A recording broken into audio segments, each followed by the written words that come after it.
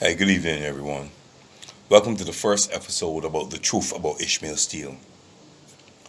Now, sometime between April and May of 2016, Mr. Ishmael Steele came to Barbados. He was Barbadian by birth, and his family originated from St. Philip. He decided that after making his fortune in England, he would come to Barbados and buy a home. Now, at that point in time, he was 78 years old. He was and is still registered as a UK citizen, and this is very important. I want to take note of that. He is, in legal terms, domiciled in England. Anyway, he bought a house at 70 Ocean Spray Drive, Coral Haven in Crane in St. Philip. He bought it in a 40-foot container with all of his possessions, and this container was packed by his brother Israel from England and sent here. And to get around, he would have bought a new brand Toyota Yaris. Anyway, it was obvious that in the area he was in that neighbors would notice. And some of them were helpful, and some more helpful than were needed. And one in particular. And I will bring that person up eventually. Anyway, he went back to England a couple of times, and while he was here, he would have kept in contact with his relatives. As a matter of fact, his niece was his power of attorney. Anyway, sometime in 2017, Mr. Steele started to display signs of loss of memory, little slurred speech, etc. And his niece took note of that. And sometime in August, while he was speaking to a neighbor, he took ill and he had to be rushed to the hospital. Mr. Steele never left the hospital. He died on the 30th of August, 2017.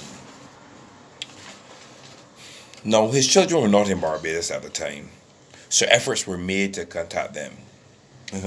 Now, this is where the story gets very interesting. Mr. Steele has quite a few children. However, his firstborn, and the only one of his children born in wedlock, and with proof that they are his child, is Valerie Suzette John Marie. She's a John Marie through marriage. To make a long story short, a younger sister by the name of Natalie, she has a very sketchy relationship with her dad because it is alleged that she would have stolen some money from her dad. And she and her brother, who are the two youngest, had a very, very nefarious kind of relationship with their dad. Anyway, she eased into Barbados without telling the other siblings and tried to collect her father's body. But since she could not prove that she legally is Mrs. Steele's daughter, she ran into a brick wall. Anyway, after sending emails back and forth, and Valerie hearing this, she realized that something was not right. So she called the Queen Elizabeth Hospital and was then informed that a number of people were trying to get her father's body from the hospital. People, some claiming to be relatives, some who were not relatives. Anyway, she then sent the necessary documentation by email, fax, etc., proving who she was, sending her birth certificate, her marriage certificate, all the necessary documentation.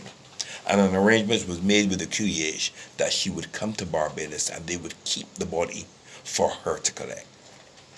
Anyway, Valerie arrived in Barbados and went to the QEH on the 14th of September 2017 at 10 a.m. only to be told that someone else, not a relative, had taken the body that very same morning. She was, of course, very distraught, and she came all the way from London to collect her dad's body, had made arrangements with C.S. Best Funeral Home in St. Philip to bury him, only to find that his body had been taken and no one was telling her who had taken it.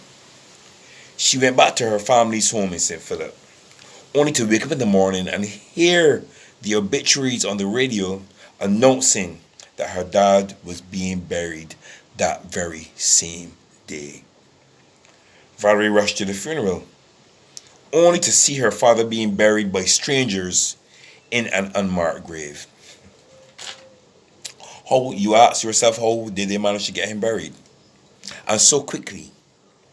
We all know it is necessary for a family member to sign documentation at the funeral home, giving the funeral home permission to bury the deceased.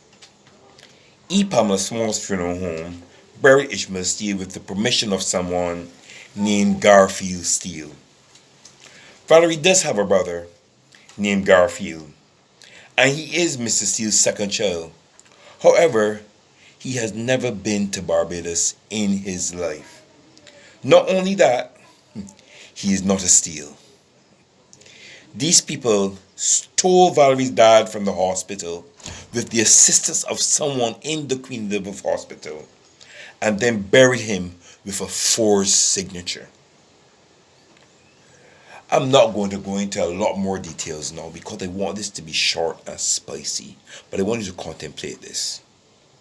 Tune in again on Monday, the 25th of July, 2022 at 6 p.m. for the second part of The Truth About Ishmael Steele. It promised to get more and more exciting, I'm telling you.